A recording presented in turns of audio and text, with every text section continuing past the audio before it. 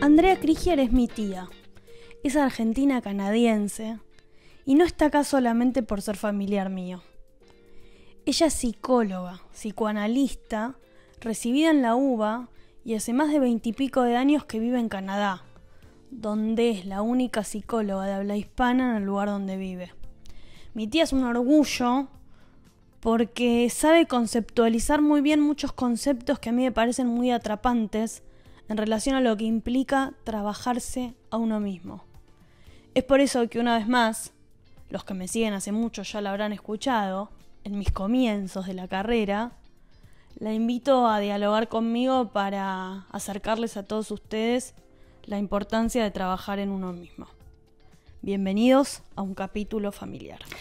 Bienvenida, Andrea. Andrea Krieger, Andrea Resnick, ¿cómo te gustaría que te presente? Krieger. Ok, Andrea Krieger a mi podcast.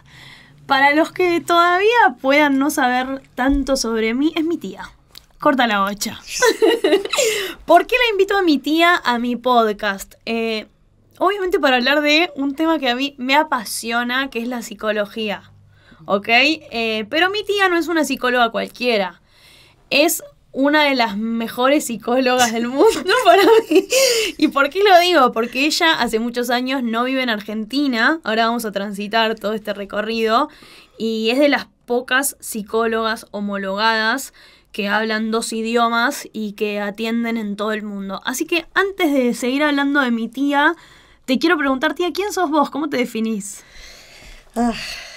Me defino como una apasionada por mi trabajo, por mi familia, por mis amigos, una apasionada. Me tomo la vida, creo, muy en serio, con mucha responsabilidad de pasarla bien. Que no es poca cosa. Que no es poca cosa, tal cual. ¿Hace cuántos años vivís en Canadá? Yo vivo en Canadá desde el año 99, o sea que son 24 años que estoy allá.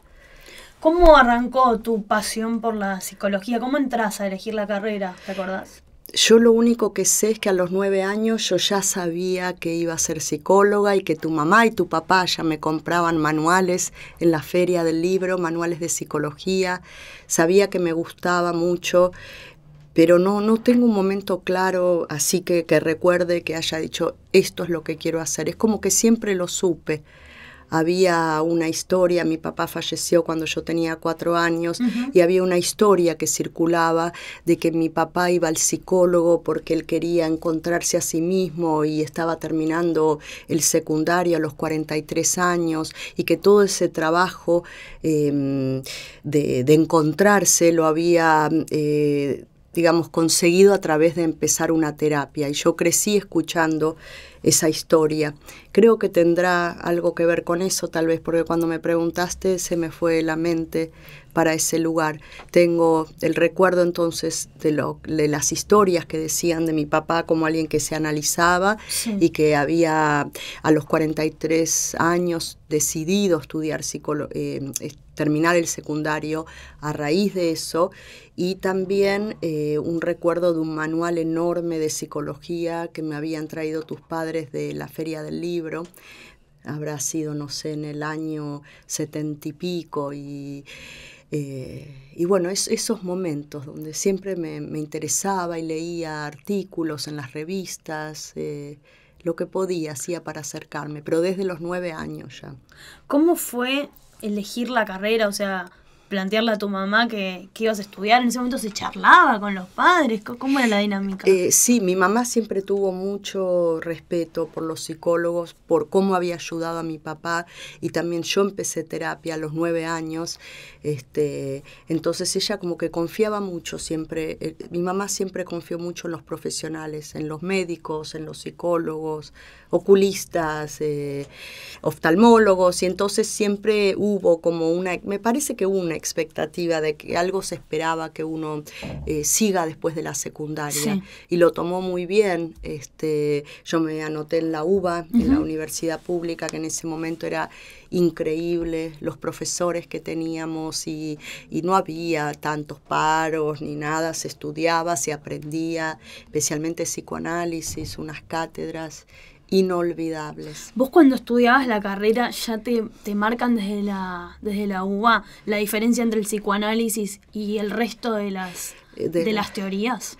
Sí, pero muy poco se cubre de lo que no sea psicoanálisis. No sé cómo será hoy en día. Yo creo que hoy en día es distinto, que se le da mucha importancia y lugar a las corrientes psicológicas norteamericanas y distintas del psicoanálisis. Pero cuando yo cursaba era como una universidad de psicoanálisis, psicopatología, psicoanálisis, todo era en torno a Freud, a Lacan, y también habían de las otras corrientes, pero muy, muy poco.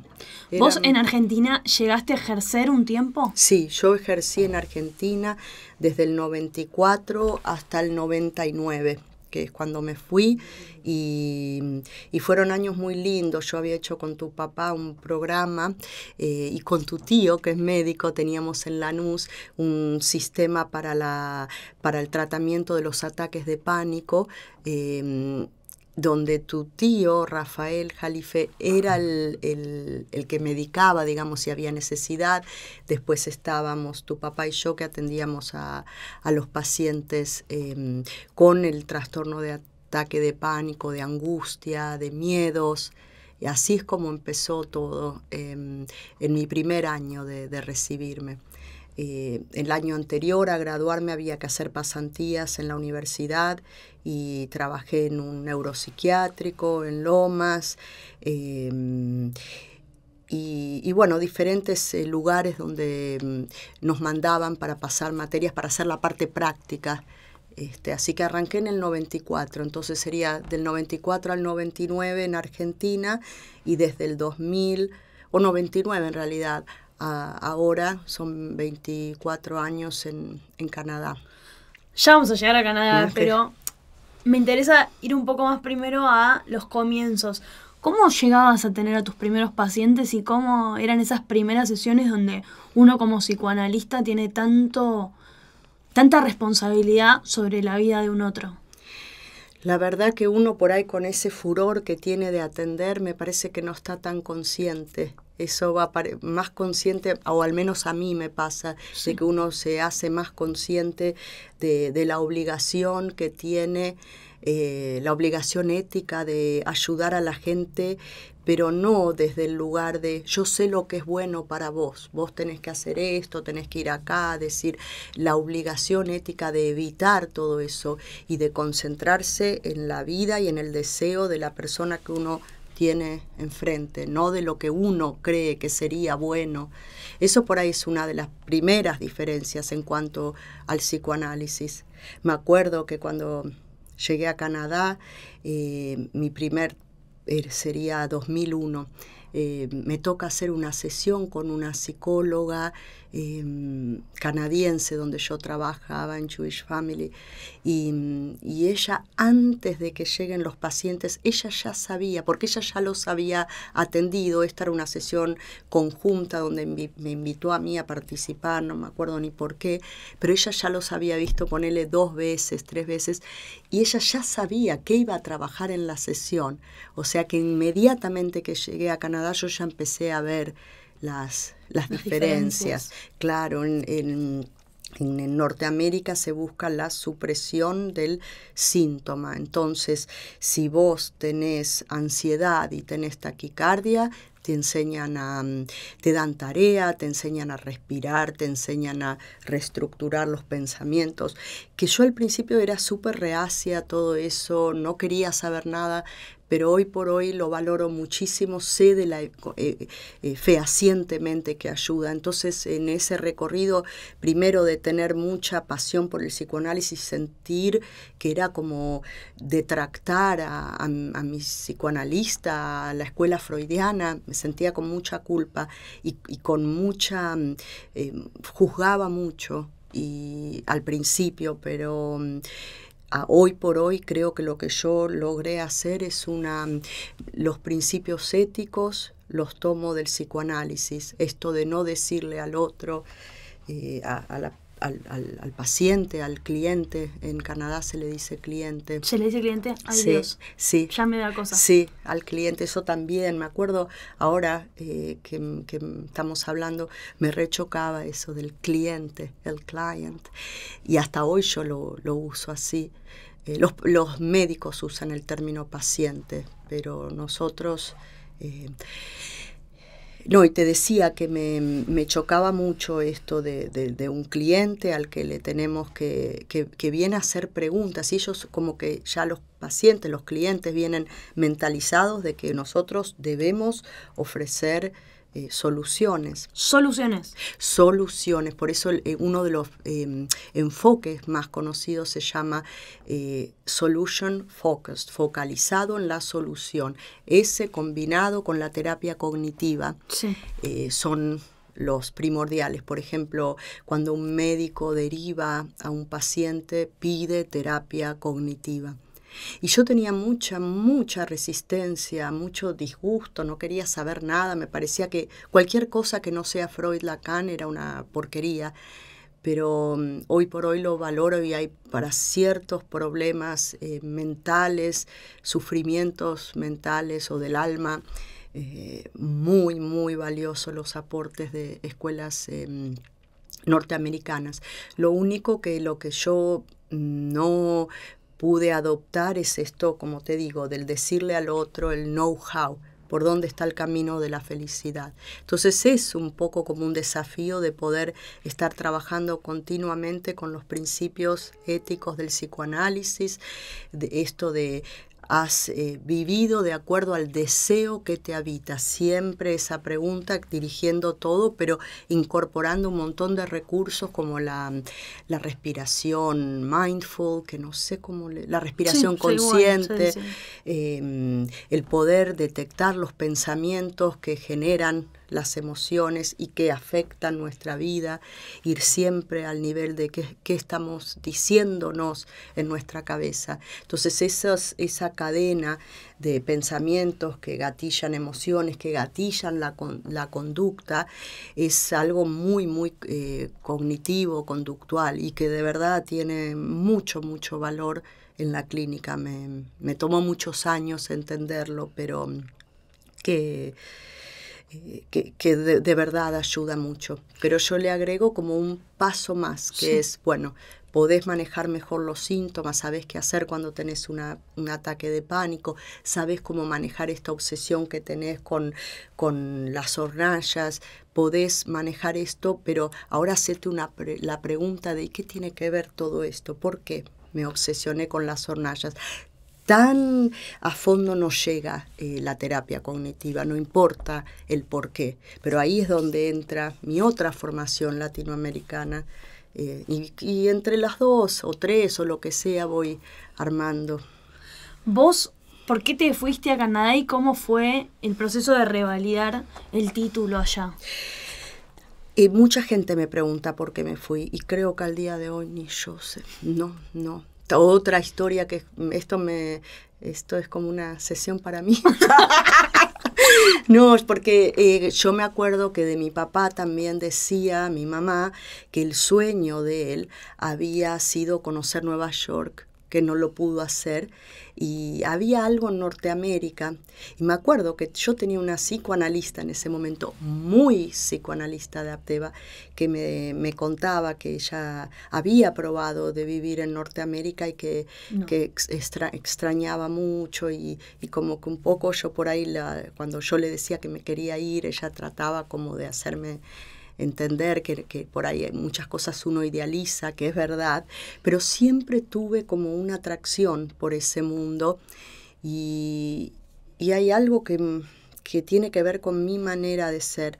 Yo no soy súper sociable, de estar todo el día hanging out, como dicen, con gente, y entonces yo acá nunca podía mucho encajar tampoco, porque no soy de los asados con los amigos y de estar en manada y de irme de vacaciones siempre fui más de cortarme sola. Sí. Me llenan, tengo amistades acá que vos las conocés, que son las amo a todas, son divinas, pero yo no soy tan de abrirme tanto. Y ese estilo de ser va con el estilo de vida de allá bastante. Es contrario a lo que la gente cree, que es una sociedad fría, que a nadie le importa nada de nadie. No es eso. Lo que hay son límites. Uno no puede cruzar. Uno no se puede presentar a la casa de alguien así, diciendo, pasé, tenés, me hacemos un mate, que no, es como más formal. Y para fóbicos sociales como yo, como que te protege, porque sabes que nadie se te va a aparecer. Claro. Pero eso es mi personalidad, sí, que va bien con digamos, con esta característica de la sociedad canadiense, no sé, en Estados Unidos. ¿Y cómo encontraste Canadá en el mapa? Ay, ni sabía que, porque yo tuve mi primer computadora en el año 97. En el año 97. Y empecé a mirar, me acuerdo que había un salvapantallas que era de Windows 97, que tenía como una biblioteca antigua. Me acuerdo con tanta emoción esa computadora. La compré en cuotas y resulta que había un programa ICQ. Y yo me hablaba con cualquiera para practicar inglés. Yo ya empezaba a querer irme y conocí una familia, nunca más los volví a ver, pero una familia hermosa de gente de Israel que vivía en Canadá temporariamente. Y cuando me contaban de la nieve, pero hoy cuando lo veo honestamente fue todo así un acting out. No, si algo no hubo fue pensar. Claro. Y yo me vivía arrojando por la vida, así me iba arrojando a las experiencias. Nunca fui de pensar mucho, nada. Yo me tiro y vemos qué pasa. Me encanta. No me fijo si hay agua, si no hay agua. Sí. Pero lo que pasa es que cuando me subí al avión me quería morir. Dije, ¿qué acabo de hacer?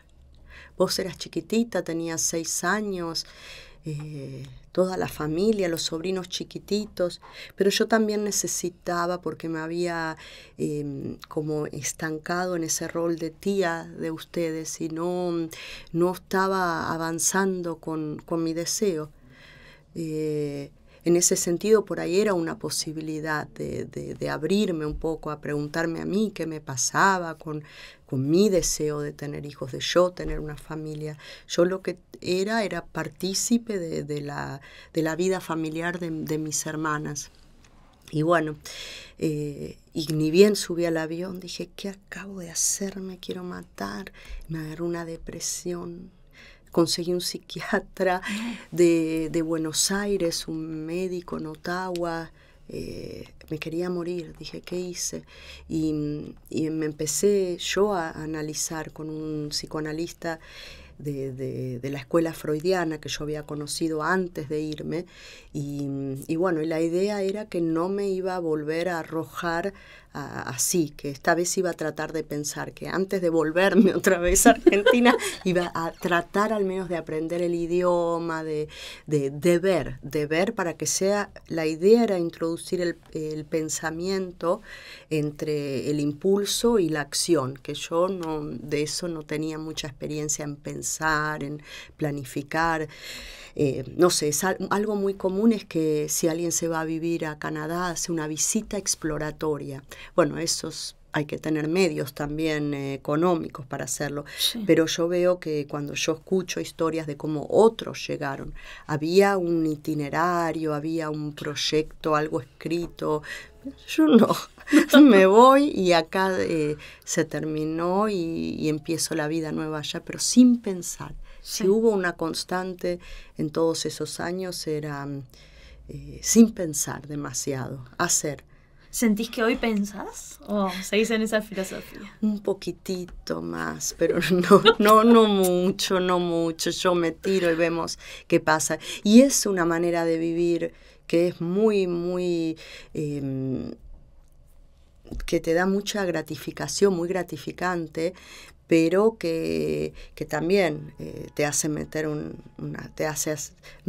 hacer metidas de pata que son bravas. Bueno, vos sabés. Yo sí. Sí, porque sí, todo se basa, me tiro sin pensar y bueno, vos sabés, en mi historia hay muchas instancias donde decidí cualquier cosa. Bueno, ni decidí, me arrojé. Bueno, creo que también un poco ese es el motivo por el cual me gusta invitarte a mi proyecto, a mi podcast, a mi queridísimo En Profundidad. Pero para los que me siguen la carrera, ya te he entrevistado en otras oportunidades y considero que estoy más madura y tengo mayor nivel de intimidad, ¿no? En el desafío de a dónde quiero llevar esta entrevista. Pensaba un poco con todos esos sentimientos, todas esas emociones. ¿Cómo hiciste para decidir revalidar la carrera y empezar en Canadá? Bueno, siguiendo con esta línea de ir arrojándome, yo me anoté en la universidad. Inglés mucho no hablaba, había estudiado, pero no era que entendía. Me anoté en un programa porque me pedían, para tener una visa de estudiante, me anoté en un programa de estudio que ni me fijé si era científico de investigación o si era de clínica. Yo me anoté, me aceptaron, me fui. Era sobre la procrastinación, sobre el demorar, el no... eran estudios, en realidad, en una universidad muy, muy de investigación. Y bueno, y llegué y también dije, ay, ¿dónde me anoté? Esto nada que ver. Yo ni sé matemática, ni estadística, ni cálculos, nada. Así que ahí duré unos días y en el primer teórico me vi en una clase donde hablaban de matemática, anotaban fórmulas, me levanté, me fui, dije, ahora me cambio de programa y me tuve que ir a otra universidad porque iba a hacer una maestría ya en ese momento, ya la licenciatura la tenía y la licenciatura estaba, volviendo al tema este que me preguntaste sobre la homologación, la carrera de 6 años equivalía en el medio entre una licenciatura y una maestría en psicología. Yo lo mandé a la Universidad de Toronto y eso es lo que me habían evaluado. Uh-huh. Así que me tocaba hacer la maestría para poder homologar. Entonces, me cambié de universidad y me metí en un programa más de counseling. Ahí un poco también me volví a derivar de lo que era el psicoanálisis, la psicología.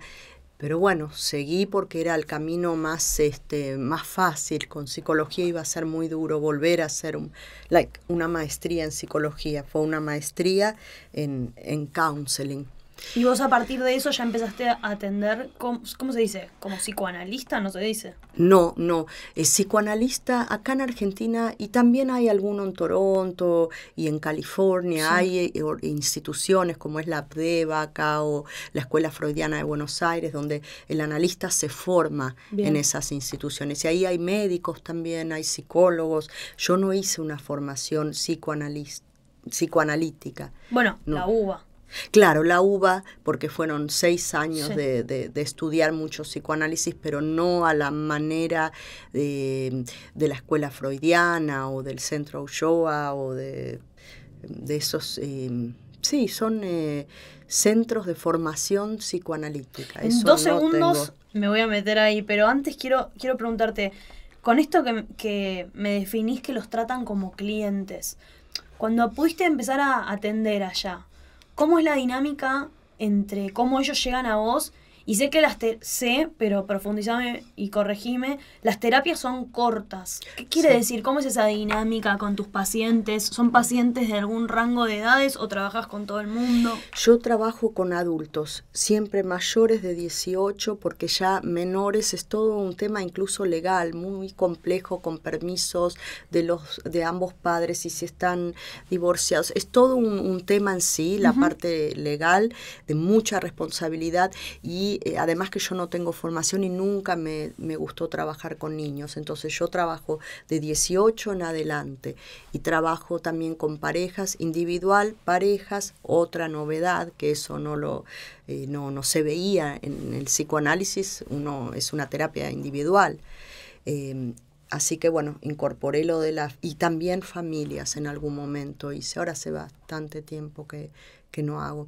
Pero esa es otra novedad, otra población que apareció por el hecho de estar en Canadá, y que al principio creí que me iba a morir. ¿Cómo hago con 2 inconscientes? Pero bueno, entendí que el paciente en la terapia de pareja es la intersección ahí en el medio. O sea, muchas veces me dicen, ay, qué bueno, vos no tomás lados, vos no te inclinás no, porque para mí el paciente o el cliente es la intersección de esos dos conjuntos, digamos. Y bueno, siempre usando este método que jamás pude documentar en escrito, pero que es la combinación de todo un recorrido por distintos lugares donde fui aprendiendo. ¿Cómo es esto de atender en otro idioma y a gente de otra cultura? Canadá es una sociedad que está conformada por todos los grupos culturales, religiosos. Yo, por ejemplo, trabajo con gente de la India, donde los matrimonios son arreglados. Trabajo con pacientes de países árabes, donde el trato de la mujer hacia la mujer es heavy, es muy pesado. Trabajo mucho con familias latinas. Bueno, no mucho, por ahí un 1% de mis pacientes son de habla hispana. Sí. Trabajo con gente de países de Europa del Este, de Inglaterra, todos los países. Yo me armé un mapa y voy poniendo el pin cada vez que voy agregando, y me queda muy poquito en realidad para Groenlandia, de todos lados. Y bueno, y si hay algo que es común a todos los humanos, es que todos sufrimos por amor, todos queremos ser amados, respetados, y eso, y la gente sufre por la pareja, por los hijos, por el trabajo. Todos esos son temáticas comunes de los seres humanos, pero muy distinto perfil, el de un paciente japonés, digamos, y un paciente americano. Por ejemplo, no sé, lo que se me ocurre por ahí con los pacientes de Japón, o más que nada de Japón, es el lugar que le dan al terapeuta, un lugar muy distinto que el que un canadiense le podría dar. Por ejemplo, ellos no miran a los ojos, hay una cuestión de respeto, donde no se mira a los ojos al psicólogo, y donde lo que dice el psicólogo es palabra santa, y ellos vienen con una expectativa de que vos tenés que tener algunas respuestas, que tu trabajo es dar respuestas. Ocupás ese lugar, y yo lo acepto, ese lugar, aunque sé que yo las respuestas no las tengo, pero bueno, al ojo a ese paciente con ese país, pues yo no estoy ahí para cuestionar cómo viven en Japón, cómo se casan en la India. Nada de eso es mi tarea, cuestionar. Ahí hay otra cuestión que es difícil, y por eso yo siempre me agarro de la ética del psicoanálisis. Yo no estoy ahí para decirles qué es bueno para ellos. Muchas veces por ahí un psicólogo se puede sentir tentado de decir, pero ¿cómo tus padres te van a decir con quién te tenés que casar? Mandalos a la mierda y busca. Nada, eso no se cuestiona. Los valores culturales, los valores religiosos de una persona. Y es difícil trabajar, y es siempre ahí una situación de ética profesional muy, muy interesante. ¿Es muy difícil trabajar en 2 idiomas? Sí. Yo la mayoría del tiempo trabajo en inglés, pero hay días que, por ejemplo, me toca el primer paciente en el español, después 2 en inglés, después 2 en español, después 3 en inglés, y ya después al final no sé ni cómo me llamo, nada. Yo creo que siempre me interesó saber cómo es el cerebro de las personas que continuamente tienen que funcionar en 2 idiomas, porque es un desgaste muy grande. Yo elegí una profesión o un trabajo donde todo el día estoy hablando o escuchando. Sí.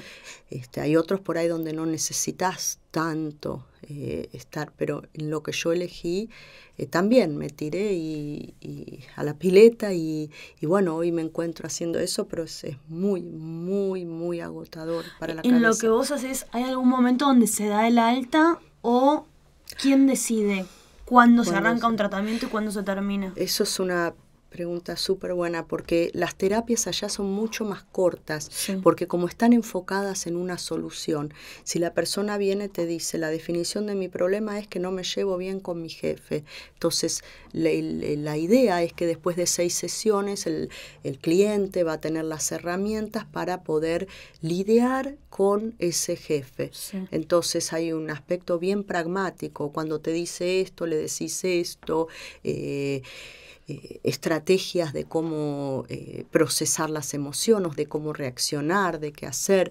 Toda esa parte puede ser 6 sesiones, pero como yo le agrego esto otro que tiene que ver con esa pregunta, lo que me pasa a mí es que por ahí al final de las 6 sesiones, que es en general lo que cubre el seguro del trabajo o incluso las agencias del gobierno, yo siempre me aseguro de que el paciente se vaya con una pregunta, que algo quede flotando, que no sean todas certezas y que si se puede, que ese corto recorrido le sirva al paciente para seguir preguntándose.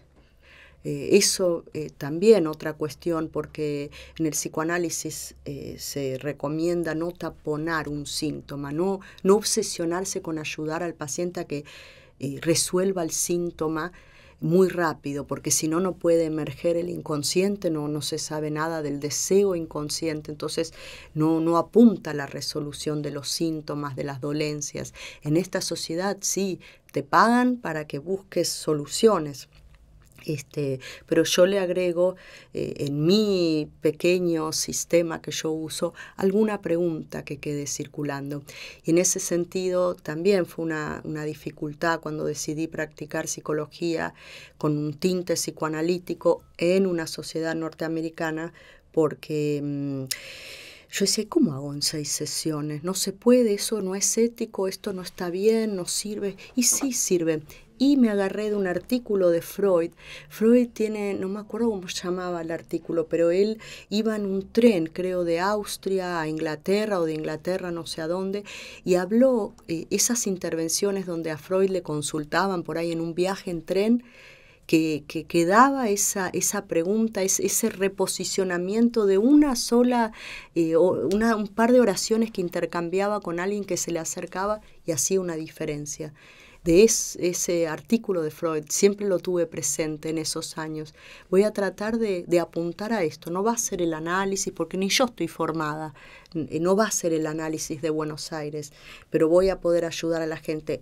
Tengo que ayudarlos a resolver los síntomas porque estamos en Norteamérica y la productividad importa, y cuando a alguien le cubren la terapia porque no está trabajando, bueno, hay que ponerlos a producir otra vez y yo no me voy a rebelar contra eso, yo no vengo a cambiar la sociedad, les tengo que dar la herramienta para que puedan trabajar con el jefe si es que no pueden buscar otro trabajo.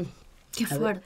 Sí. Y también les tengo que instalar, ese es mi plan, no de hacer nada con la vida de ellos, pero mi agenda, digamos, y que se puedan hacer una pregunta y que algo en esas sesiones conmigo, en esa temporadita chiquitita, les permita verse, si se puede, de alguna manera distinta, un reposicionamiento subjetivo.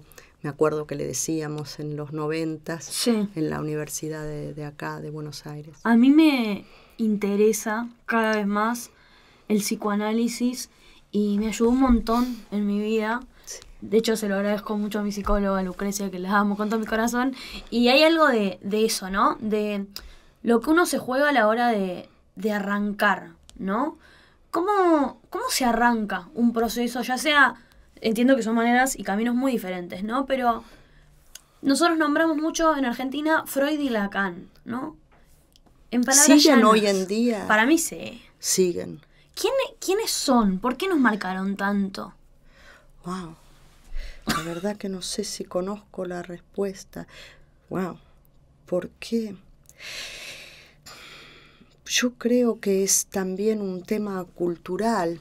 Esta sociedad, la sociedad argentina, acá en Buenos Aires, todo es muy como profundo. Tu podcast es en profundidad, es no sé, las obras de teatro, está en todos lados esa pregunta constante, ¿cuál es el sentido de la vida? ¿Para qué estamos? Esta sociedad, para mí, esta sociedad de Buenos Aires o Argentina, porteña, está atravesada por la pregunta de cuál es nuestro sentido en la vida, ¿para qué estamos acá? Entonces Fito Páez escribe canciones y Charly García y los porteños se van a analizar y después las películas de Ricardo Darín y siempre, constantemente, otras sociedades por lo que yo veo están más en la superficie. No hay tanta pregunta por el ser. Es una cuestión como filosófica de preguntarse por el sentido de la vida en todo, en todo. Por eso yo siempre digo, el que vive acá por ahí no se da cuenta de la riqueza que tiene ser parte de esta sociedad, con una movida cultural tan importante, no sé, siempre con la pregunta de qué hacemos, para dónde vamos. No es tan común en otros grupos. ¿Qué sentís que se juega en esa búsqueda del ser, de estar muchas veces muy poco resueltos como seres humanos, como con muchas dudas y con muchas inseguridades y con a veces hasta mucho cagazo, ¿no? De enfrentar todo eso, como ¿qué se juega a la hora de ir a buscar un análisis? Yo creo que por ahí no quiero hablar demasiado, pues yo no vivo acá, pero me parece que hay mucho de los problemas económicos que conllevan o que generan problemas de pareja y que puede ser un gran motivante para ir a hablar. Y es interesante que acá, cuando alguien tiene problemas económicos, en Norteamérica vas a un financial advisor, un asesor financiero. Acá vas al psicoanalista. Es un lugar donde se proyecta, un lugar donde uno va a poder tener una verdad. Incluso el personaje del psicoanalista es muy misterioso, que no revela, que no dice. Hay toda una explicación para eso trabajada por Lacan, por Freud, pero el colectivo, la gente proyecta como un ideal, es como un ícono, como una parte de la sociedad argentina. ¿Qué se juega en la infancia que es tan fuerte en el desarrollo después de la vida adulta? O sea, entiendo muy por arriba que hay algo de quiénes somos que está muy anclado a cómo nos criaron, ¿no? Pero a cómo interpretamos eso que aprendimos de chicos y cómo se nos juega en la madurez, ¿no? Uh-huh. Sí, eso creo que el psicoanálisis es lo que trata de disolver todas esas, o incluso corrientes psicológicas en Norteamérica que apuntan al sanar las heridas de esos años primeros de la vida, donde hay mandatos de los padres, donde hay necesidades que, por la naturaleza de la vida misma, que no se pueden llenar.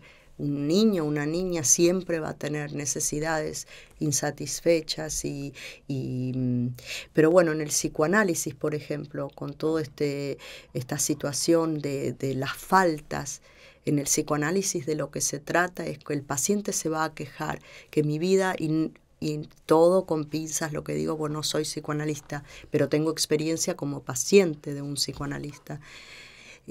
Todo esto de que hace que la gente empiece a hablar, hay algo que molesta, que, no sé, la vida es injusta, justo me pasa a mí todo esto, toda esta cosa de de la justicia, de que a mí no me debiera pasar tal cosa, tal otra, todas esas búsquedas de garantías, de bienestar, lo que el psicoanálisis hace y todo el tiempo apunta en la terapia es que vaya cayendo todo eso y que al final uno esté concentrado, tenga problemas físicos, económicos, sociales, que uno pueda siempre seguir, que la brújula sea siempre el deseo, estar conectado con lo que uno quiere ser en esta vida.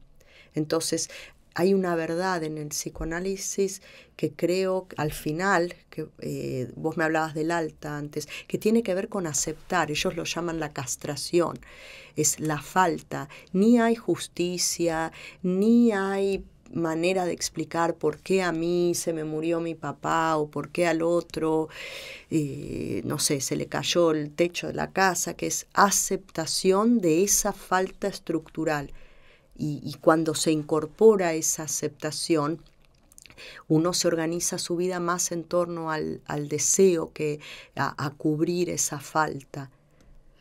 Wow, o sea, qué complejo lo que acabas de decir.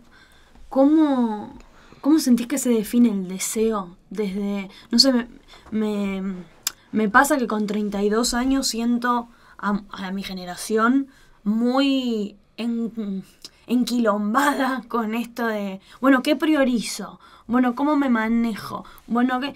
O sea, muy encrucijada. Claro, pero lo más importante siempre es priorizar de acuerdo al deseo de uno. Uno tiene que tratar de limpiarse de todos esos mandatos, que mis padres quieren esto de mí, que la sociedad espera esto de mí, que en el club donde socializo este es el estándar, el estereotipo del éxito.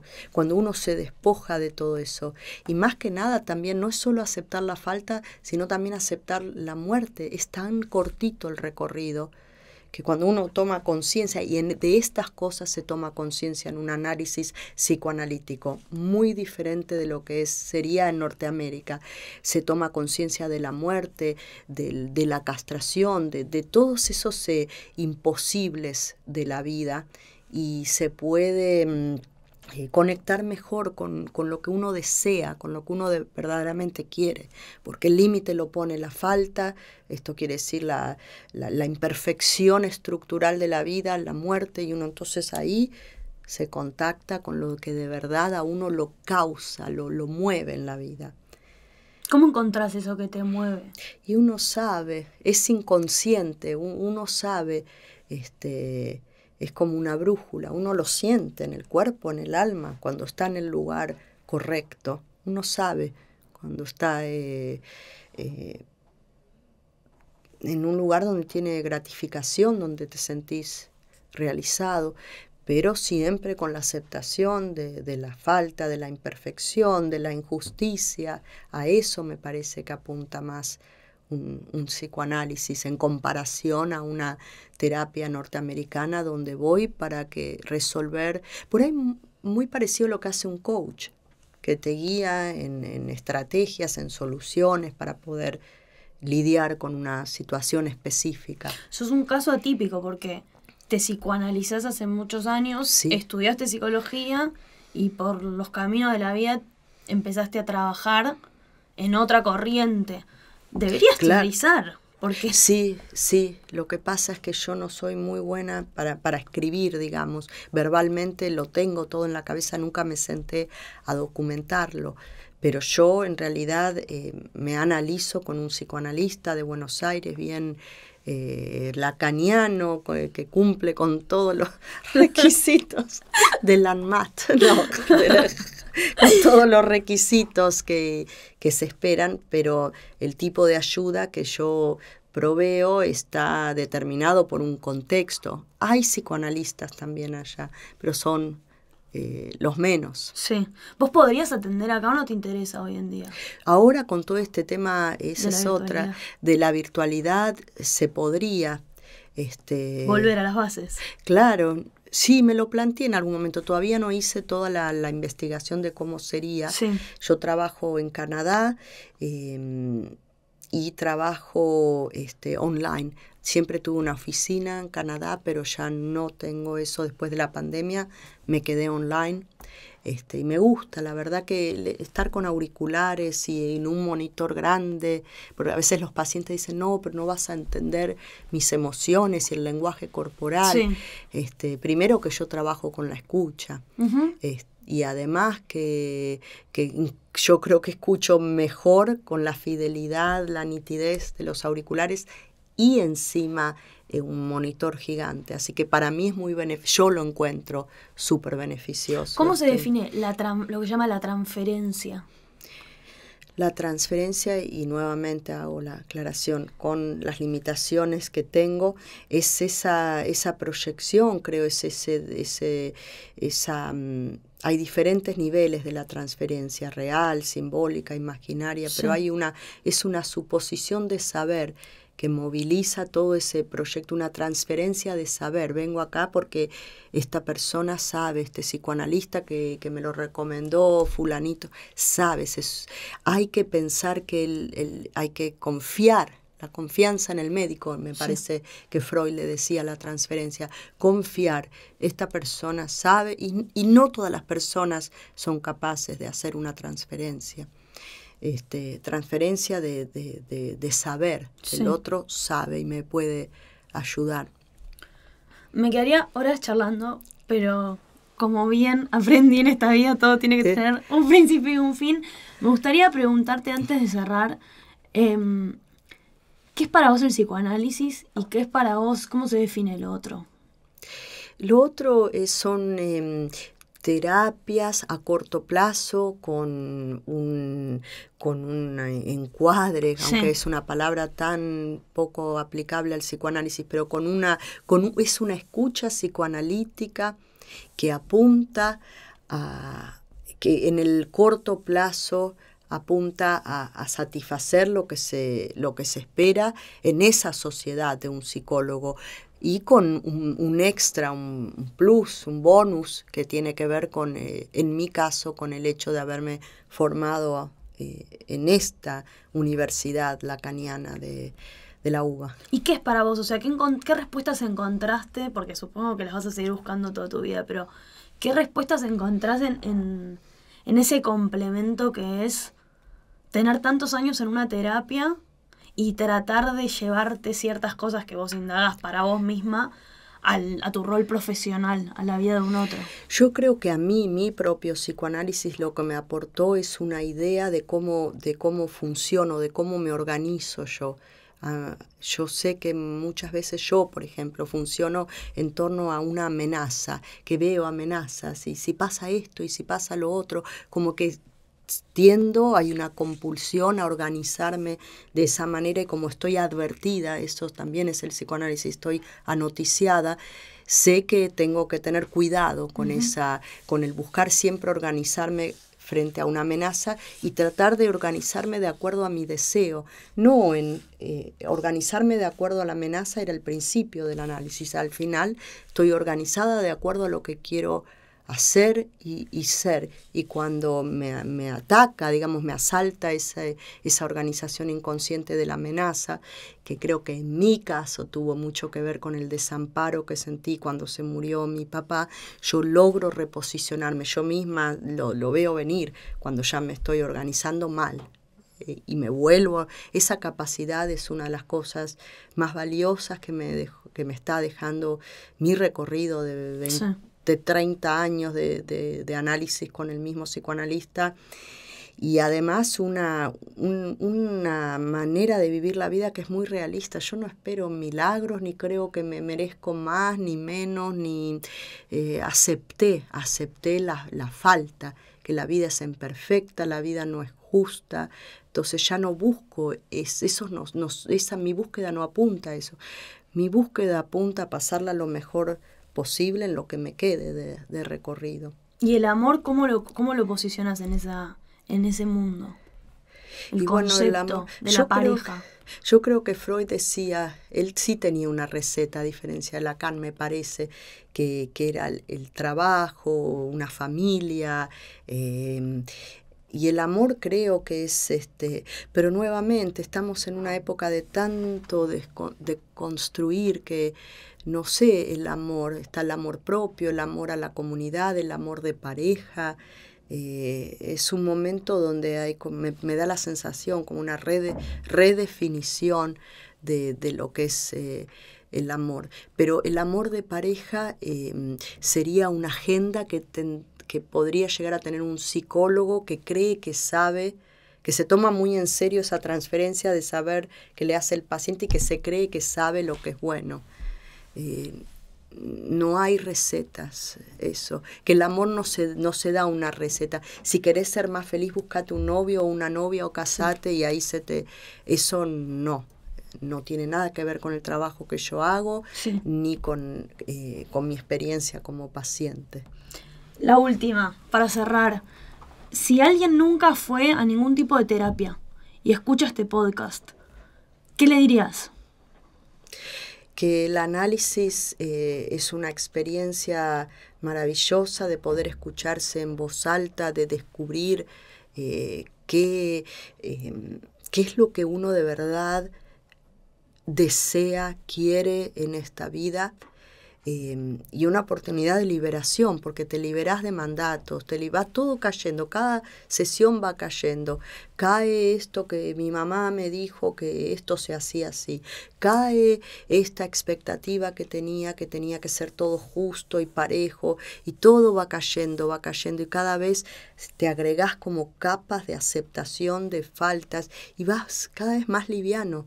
Es una experiencia de perder muchas capas de mandatos, de presión, y entonces te estás siempre mucho más cerca de tener una vida más plena, de estar conectado con quien uno quiere llegar a ser.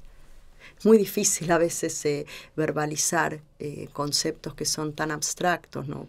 Sos increíble, o sea, estoy muy feliz que estás en Argentina y mucho más feliz estoy que estás también acá, porque creo fuertemente que la invitación de este podcast es la pregunta, no la respuesta, y creo que la invitación de esa pregunta es justamente trabajar en vos. Entonces, aguante toda esa invitación a ir a cualquier tipo de terapia, la que a vos te guste, exacto, la que te haga bien.